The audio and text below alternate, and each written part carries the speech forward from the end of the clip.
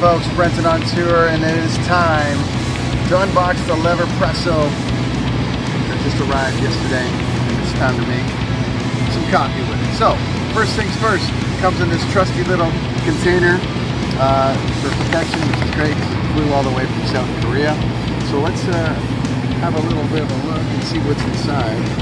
As it opens up, looks like a little device. It's kind of cool. Comes about this size. Only has a little bit of instructions in it, so it's very compact. So it looks like a cylinder, as you would say. The lid comes off like this. Arms come up. Cylinder comes off. Really cool. It's got the basket.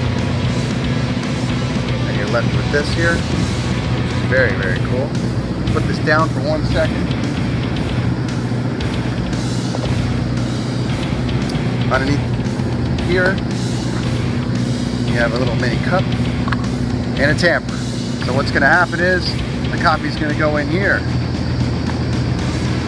It's going to go onto the cup. We're going to tamp it down like this.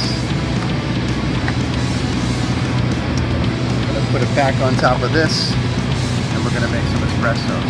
So, the unboxing of the Leverpresso. Very cool, and from South Korea, and we're going to have a lot of fun with it.